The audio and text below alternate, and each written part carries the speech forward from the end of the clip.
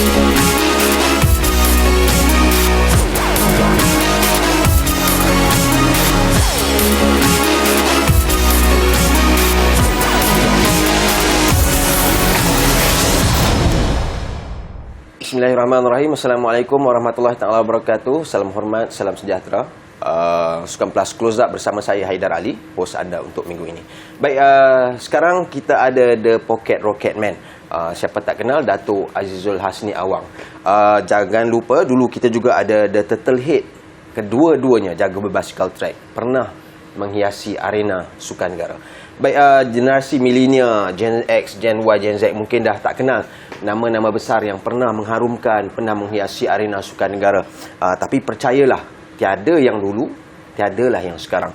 Baik, saya perkenalkan Rosman Alwi, The Turtle Head, legenda berbasikal track negara. Baik, terima kasih meluangkan masa dengan Sukan Plus Close Up. Terima kasih juga pada bernama menjemput saya hari ini. Okey bang, kita nak tahulah, selepas bersara kita nak tahu macam mana kesihatan. Bila kita panggil legend-legend ni, mesti kita nak tahulah. Baiklah. So far selepas saya berhenti, alhamdulillah, kesihatan pun orang kata ialah nak katakan fully sepenuhnya sihat tak adalah. Macam biasalah, usia pun dah berumur kan. Tapi alhamdulillah Allah masih lagi bagi tenaga, bagi masa, bagi saya kesihatan untuk menguruskan seharian saya. Kalau tak ada rahsia lah, berapa umur abang sekarang? Sekarang umur saya 62 tahun. 62. Baru saja masuk tadi. Seminggu yang lalu. Okey, cuma saya nak tahu macam mana dapat The Turtle Head tu, macam mana dapat gelaran tu? Okey, ceritanya gini. Sewaktu saya di asal daripada World Cup di Victoria, Canada. Saya tak ingat tahun dia berapa. Saya beli, sebelum tu saya training di Australia. Dulu saya pakai helmet yang biasa, yang ni sajalah. Kemudian ada yang berjaring, dulu kulit semua. Saya bersampai kat sana, saya tengok menarik. Pasal helmet macam helmet motor, tapi dia setengah half cut. Brand apa tu? Bell, nama dia Bell. Okay. Saya beli tu waktu brand tu pun dah tahu dah, tak murah tu. Harganya $300 Australia. Pada ketika itu harga $300. $300. Kalau sekarang tahu kali 4 5 lebih kurang gitulah. Kemudian saya pakai, selesa. Bila kebetulan masa tu saya pun dalam Asia tu ranking pertama kan. Jadi diorang ni pun ada diorang punya orang kata aksesori ya? Detail-detail apa buat dia daripada negara mana, siapa apa, kemudian apa dia punya ni semua. So kebetulan bila nampak John Hunt tu nampak sebiji macam helm bentuknya kura-kura. So kat situ yang timbulnya kisah Turtle Head. Turtle Head. So itu pakai dulu warna merah dulu. Merah, memang favourite saya lah dulu. Merah, kuning, biru. Tapi kalau ikut kelajuan tak sama dengan turtle ni? Tak adalah. Turtle tu slow. Tapi saya laju lah. Kat situlah puncanya. Sampai ke sudah tu, terus sampai ke ni lah. Okey, nama Rosman Alwi menghiasi saya punya yalah, kita ikut sukan kan? Betul. Kita nak tahu macam mana abang boleh terlibat dengan berbasikal sebenarnya? Okey. Sebenarnya gini, bapa saya pun merupakan seorang pelumba basikal. Sebelum dia pelumba basikal, dia bodybuilder. Kemudian dia skip kepada basikal, dia bawa national rider lah dulu. Saya kecil, saya dalam 7-8 tahun lah. Dia tiap kali bila dia pergi hujung minggu selalunya lah, dia bawa budak-budak training, budak-budak dia training. Saya ikut. Lama kelamaan bila besar sampai umur saya 13 tahun. Saya ikut lagi. Kemudian tu bapa tengok saya main basikal dulu misal kampung. Ingat tak? Tak tahulah kalau you masih ingat ataupun you masih kecil ikut. Masa tu saya dalam 14 tahun, 13 tahun. Basikal yang terkenal dulu yang masa handle kecil. Handle yang biasa, dipotong jadi hasil cukup tangan kiri kan ni. Kemudian pedal mati. Zaman tu fixie dah ada dah. Tapi yang baru ni itu pun dipanggil fixed wheel pasal dia bukan basikal lajak tu. Tak, bukan. Basikal biasa, modified. Saya yang paling saya buat dulu daripada basikal biasa, saya dulu bapak saya punya basikal Free Juice nama dia. Kalau orang lama tahulah Free Juice apa. Basikal paling ringan. Saya akan modify, saya akan gunakan sama handle juga. Masuk race biasa-biasa tu dengan budak kampung di Keramat dulu lah. Kita jadi champion lah masa tu. Abang asal Keramat sini? Saya betul. Yang buka kampung pun dari keturunan keluarga saya sini di Keramat kan. Jadi kat situlah timbul apa ni, bapak tengok, anak aku ada talent juga ni. Tengok skill saya memang lincah, saya memang lincah. Flexibility saya memang apa ni. Kemudian anak-anak asuhan bapak saya tu cakap, Man, main basikal lah. Kau ada ni semua, ni ikut tiap minggu tak terasa ke? Saya kata, why not? So bapak belikan basikal racing itu lah yang murah kan pakai. Dia tengok saya, nampak talented. Daripada situlah saya mula main basikal. Umur saya 13 tahun, bapak belikan basikal. So dia kali ni selalu ikut. Kali ni saya ikut pula rider yang bapak saya bawa latihan. Akhirnya meletup. Umur saya 16 tahun, 17 tahun saya dah meletup SEA Games tahun 79 di Jakarta. 16 dah jadi atlet kebangsaan. 16 jadi apa orang kata apa nama? Simpanan. Tapi dalam skuad nasional pelapis untuk nak preparekan waktu zaman tu Yahya Ahmad, Jamaluddin Omar, Arwah Ramli Hashim, siapa lagi 2-3 orang tu lah. Yang dulu Arwah Hashim, kemudian ada lagi lah yang itu memang apa ni lah. Masuk ada National Championship, masuk umur 17 tahun. Saya pukul semua. Kat situlah timbul apa ni. Saya mula naik SEA Games Jakarta. Permulaan karier. Nak SEA Games ke 9 SEA Games ke 10 SEA Games Jakarta tahun 79. Saya menang silver medal. Tu yang mulalah selepas tu naik.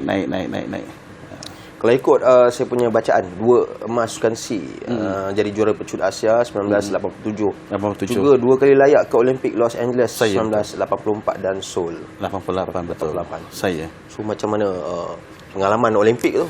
Okey. Sebelum kita nak ke Olimpik, dia ada kategori dia yang boleh untuk point sistem kita kan, ada merit dia. So dia kena ada menang SEA Games, Asia, kemudian ada Commonwealth apa semua. So saya from there, daripada situ saya dapat merit kejuaraan-kejuaraan yang saya dapat emas sampai ke Asia Cycling Championship di Jakarta 87 tu, lepas SEA Games tu saya menang lagi. Kat situ yang jadi merit saya untuk dapat dipilih ke Olimpik ni. Olimpik 84 Los Angeles. Lepas tu saya sambung lagi dah training apa semua training sampai 88 lah. 87 saya dah menang Asia. Itu pun merit juga lagi. Merit kat situ dengan bronze medal Asia, kemudian ada SEA Games lagi semua. Kat situ pun dapat kat situ. So yang dapat pilih ke Seoul pula. 88 di Seoul, Korea.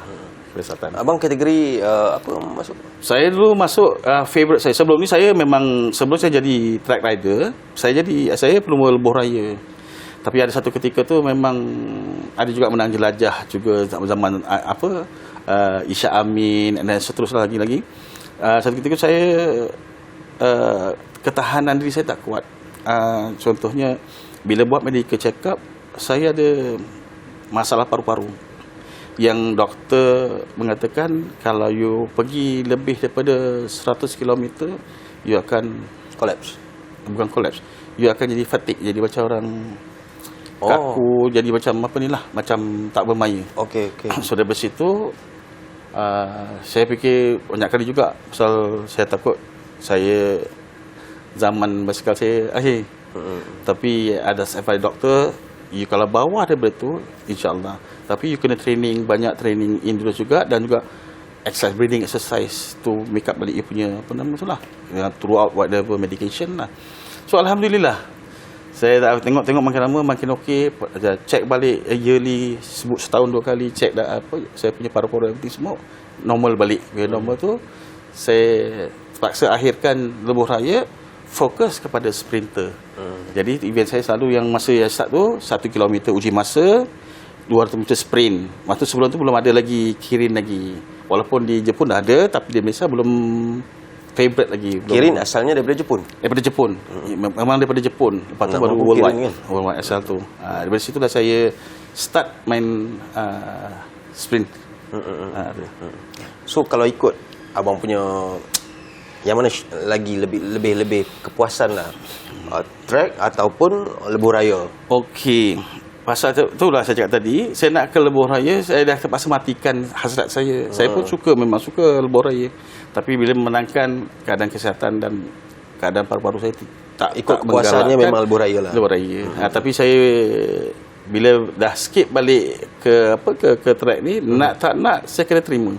Kemudian saya punya talent, bapak tengok lagi banyak kepada track. Ya, of course, pasal saya memang lepas tu saya akan memang fokus track. Jadi kita tak suka lama-lama jadi terbiasa tengok tambah dengan kita tanya. Rupanya ini tempat aku boleh berjaya. Ya betul. Tempat batu loncatan saya untuk berjaya sampai saya berhenti ke Olimpik semua. Betul.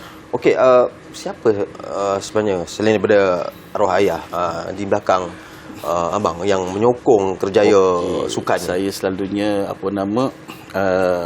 bapa nombor satu lah. Kemudian emak. Emak jadi semi nutrition. Pemakanan memang dia akan jaga.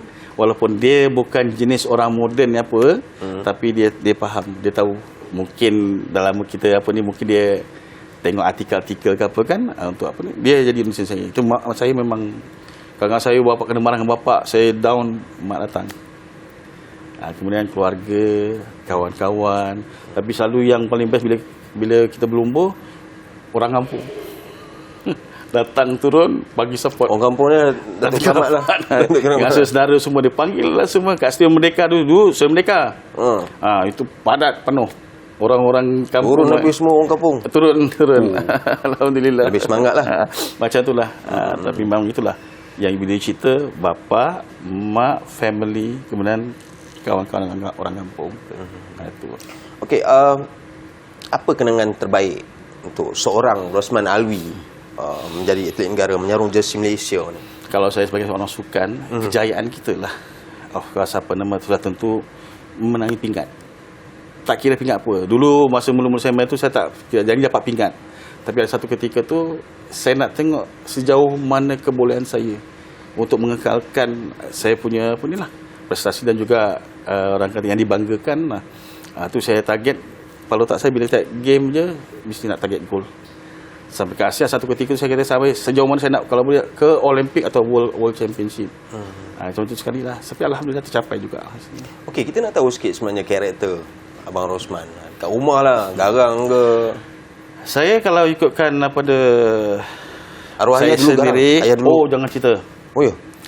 Saya very strict. Lagi saya pasal bab agama ni, pasal bab sembahyang ke bab agama lah.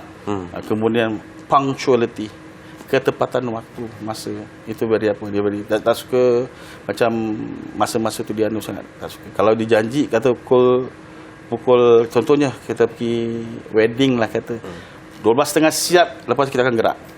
12.30 siap, tak siap lambat lebih 10-15 minit, tak payah pergi. Dia tak pergi. Sama juga dalam ni saya pernah depan kawan-kawan saya rider, saya lambat 1 minit saja. Dia halau suruh balik. Saya nak ikut juga belakang. Betul lah. Kau balik sekarang sebelum aku tendang kau dia. Saya terpaksa balik. Kau jangan training hari ni. Balik dah dari situ. Memang kat rumah memang kena kau-kau lah. Karakter tu dapat kat abang tak? Disiplin ada? Mungkin pasal pendam saya tu. Geram. Saya geram. Kadang-kadang training awal ayah tak semestinya kita ni. Kita pun geram. Kita pun maki. Minta maaf cakap. Saya rasa kalau yang lain-lain pelumba yang pernah training dengan saya ataupun zaman saya ketika training orang tu, pasti training saya tak putus dengan maki hamun. Tapi dia bancuh je bang. Yes, dia bancuh depan-depan. Dia ketuk. Saya apa yang teruk. Dia macam dia lepas dia marah dia limpiaskan kat saya. Karakter tu tak bawa kat abang lah. So far ada juga. Ada juga. Orang rumah saya tahulah. Tapi sekarang bila dah berumur ni orang kata kurang lah. Tapi bila nak sikit orang rumah tegur, kita back up lah sikit. Selalu macam tu lah. Dia very strict. Saya sampai sekarang pun punctual time. Saya tak suka lewat-lewat. Pancul. Baru semalam pun saya cuma garang tu tak semalam lah. Saya pun ada marah orang pasal apa? Sebab kalau janji dengan saya lambat setengah jam. Saya tunggu je tempat tunggu. Tapi sampai memang mulut saya macam berhenti masak. Jangan janji main dengan tapi tak ada sampai pukul tak adalah. Sebab memanglah atlet paling penting itulah punctuality, disiplin itu memang very dedication.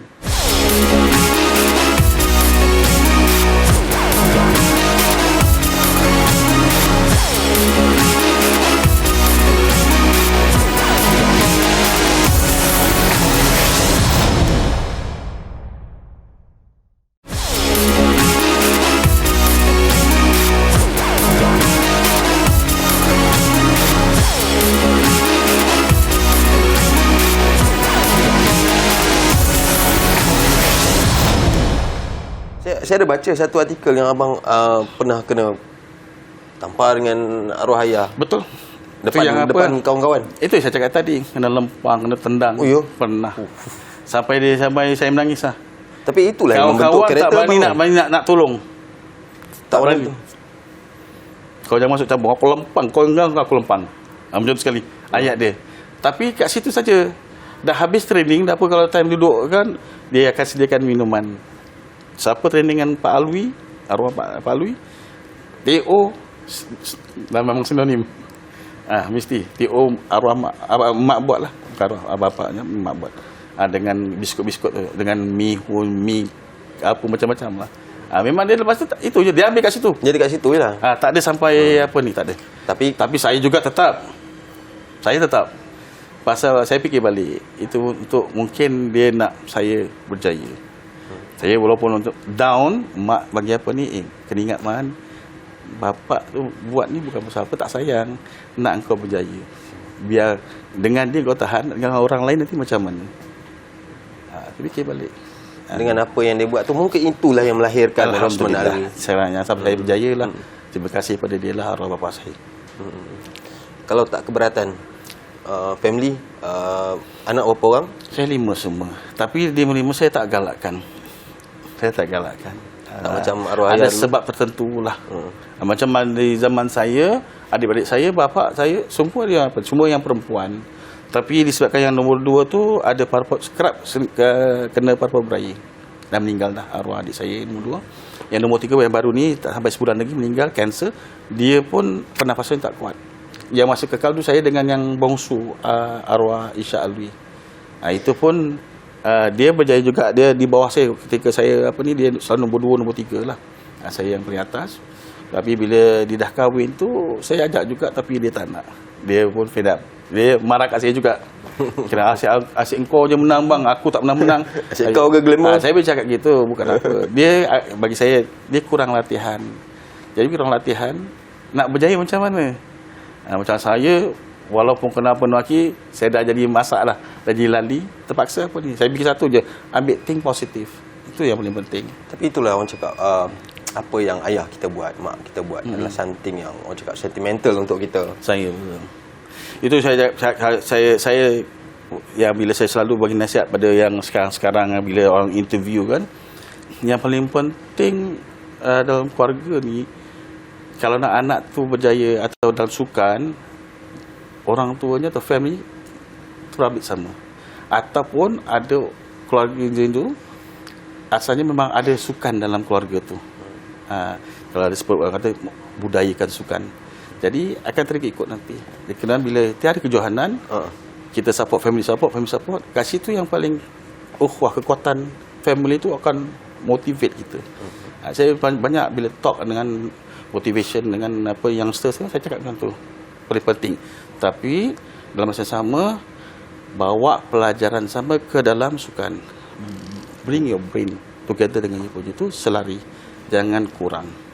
Tapi memang ada separuh tu ada kelebihan dia pada sukan, dia punya akademik. Tapi jangan sampai membelakangkan akademik itu sendiri. Biar bawa ada ilmu. Sekarang ni pentingnya untuk menjadi seorang thinking athlete kan? Yes, betul.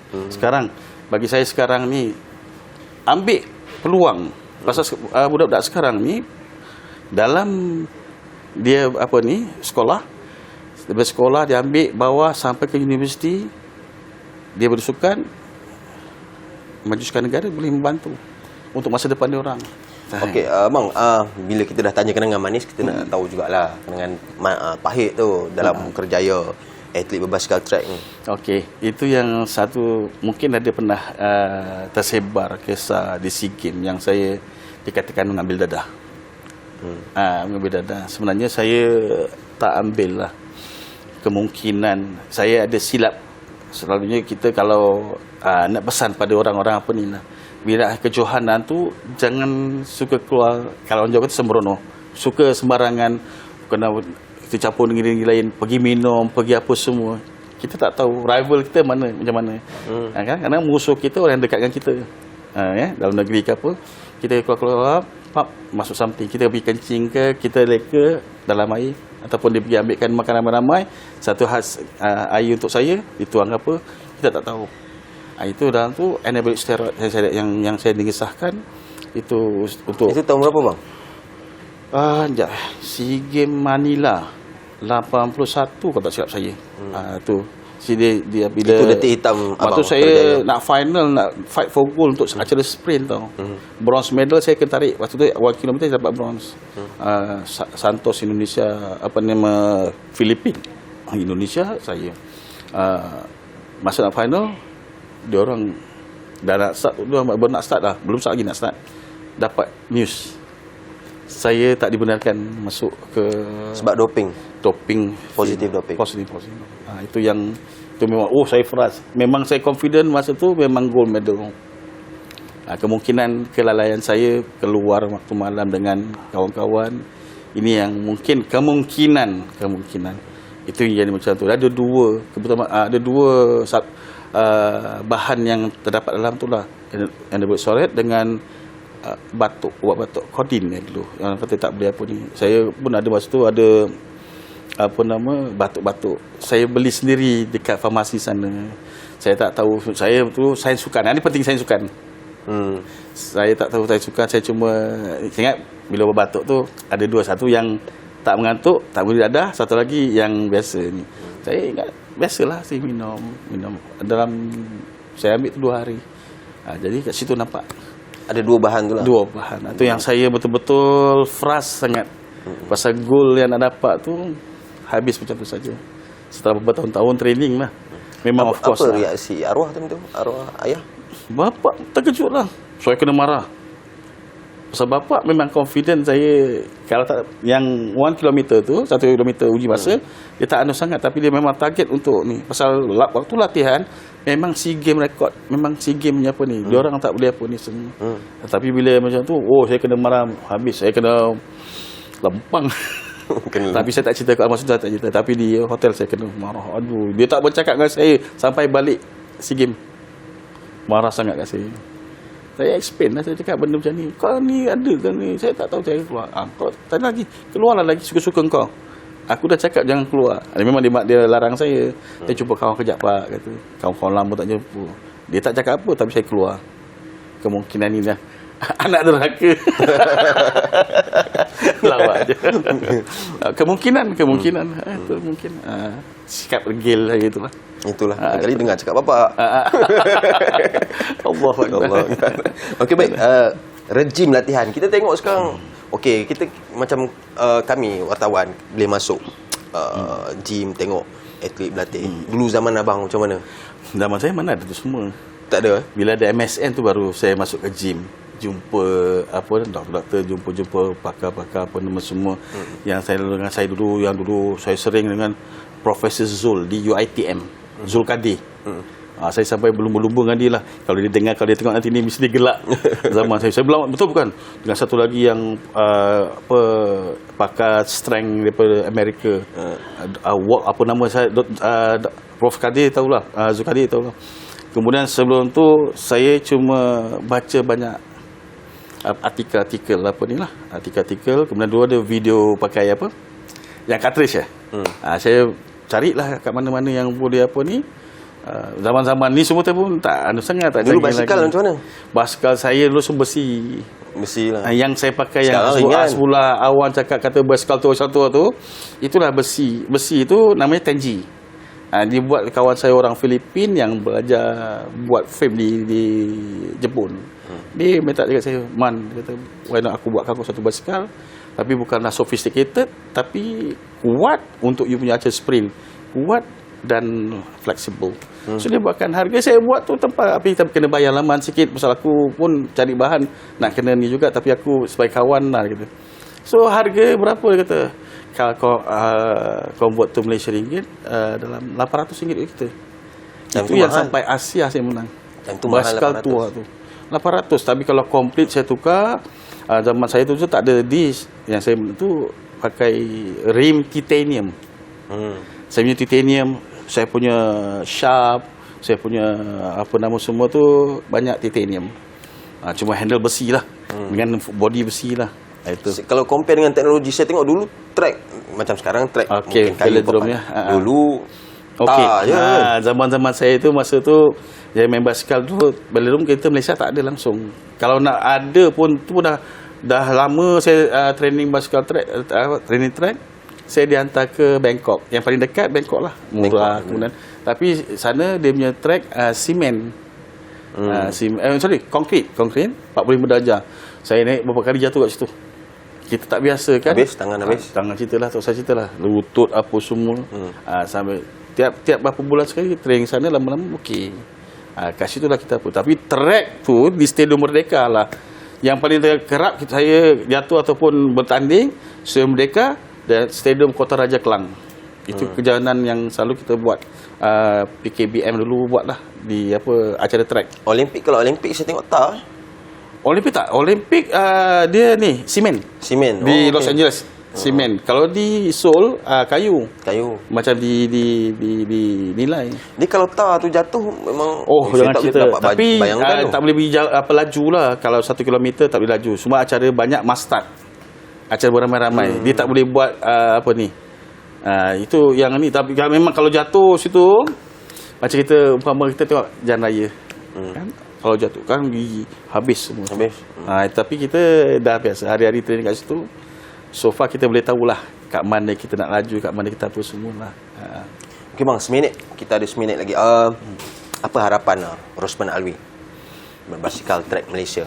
Itulah saya sebenarnya gini. Saya dalam tengok perkembangan berbasikal. Dalam sejak saya berhenti tu saya tak anu sangat. Saya semua dengan komuniti saya di kejiranan kayu-kayu gitulah, otai-otai. Tapi ada juga kayu lagi sekarang? Ada juga lah. Lain ini saya tak apa-apa. Pasal 2-3 minggu ni saya agak kesihatan agak kurang sikit. Saya mungkin insyaAllah minggu depan saya ambil rumus daripada zaman saya sampai ke zaman saya berhenti. Itu saya banyak, kalau nak buat sesuatu perkara tu buat habis-habisan. Buat betul-betul. Buat betul-betul. Kemudian peluang sekarang saya tengok, peluang dalam sukan ni boleh menjana pendapatan. Kemudian dengan perlunya jadi thinking. Perlu. Akademik jangan tinggal. Kemudian satu lagi disiplin, dedikasi, kemudian terap akhlak kita yang tahu diri. Kita mengharapkan pada masa sama next year Sukan Olimpik harap datang pada basikal Datuk Azizul Hasni Awang. Mudah-mudahan lah. Saya tengok tu pun dah lama saya tengok, tapi dia pun baru lepas operation dia kan. It takes time untuk recover. Kita bagi peluang kat dia lah, jangan terus condemn. Tak ada ahli sukan yang orang ahli sukan kira dia berani tau. Kita fikir jantung tau, bukan masalah luka, jantung. Kalau doktor kata dia boleh jadi sudden death kan, tapi dia berani. Dengan advice daripada doktor, dia boleh balik semua. Kalau dia betul-betul ikut bagaimana cara yang betul, mudah-mudahan. Saya tengok dengan kebelakangnya, saya tengok yang baru-baru ada, baru juga 4-5 bulan lah dinilai. Saya tengok ada Azizul, kemudian yang lain-lainnya tu. Mudah-mudahan insyaAllah ada peluang. Kita harapkan, kita doakan agar jangan kita harapkan saja pada Azizul saja. Kalau ada tim yang lain yang kita punya dalam skuad kita tu sama-sama jadi macam mana Azizul. Itu kena. Yang penting fikir negara. Itu menjaga kesihatan, jaga disiplin, jaga pemakanan, kemudian sentiasa ikut arahan coach yang bagi. Itu. Okay. Jangan sombong. Baik, itu saja masa yang kita ada. Terima kasih kepada Abang Rosman Alwi, kita banyak perkongsian. Ada banyak benda yang sebelum ni saya tak tahu. Hari ni saya tahu. Terima kasih banyak sudi datang ke Bernama. Terima kasih terima kasih juga Bernama sudi menjemput saya hari ini. Itu saja. Assalamualaikum warahmatullahi taala wabarakatuh.